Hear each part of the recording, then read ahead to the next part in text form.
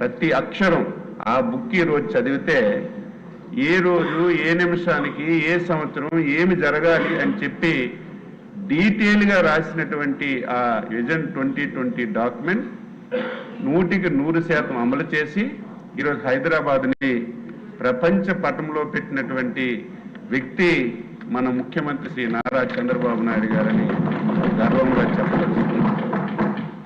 మళ్ళీ రాష్ట్రం విడిపోయింది. గత 10 సంవత్సరాలు అయింది. విడిపోయినటువంటి రాష్ట్రాన్ని మళ్ళీ అదే స్థాయిలో గాడిలో పెట్టాలని 5 సంవత్సరాలు ఆర్థికంగా చాలా సమస్యలున్నా, ఆర్థికంగా చాలా ఇబ్బందులున్నా, రాష్ట్రానికి రాజధాని లేకపోయినా సరే ఆయన యొక్క అనుభవాన్ని జోడించి మళ్ళీ రాష్ట్రాన్ని గాడిలో పెట్టాలని ఒక ప్రయత్నం చేసి ఈ రాష్ట్రాన్ని అభివృద్ధి మార్గంలో తీసుకెళ్లినటువంటి విషయం మనందరికి కూడా తెలుసు. దురదృష్టవశాత్తు 2019లో అలాంటి వ్యక్తి అసలు ఈ రాష్ట్రానికి ముఖ్యమంత్రి అవడం ఈ రాష్ట్ర ప్రజలు చేసుకున్నటువంటి దౌర్భాగ్యం అధ్యక్ష. ఒక ముఖ్యమంత్రి బాధ్యతలు తీసుకున్న తర్వాత అసమర్థతతోనూ చేతకాకో ఏమీ చెయ్యకపోయినా పర్వాలేదు, తర్వాతైనా అభివృద్ధి చేసుకోవచ్చు. కానీ ఈ రాష్ట్ర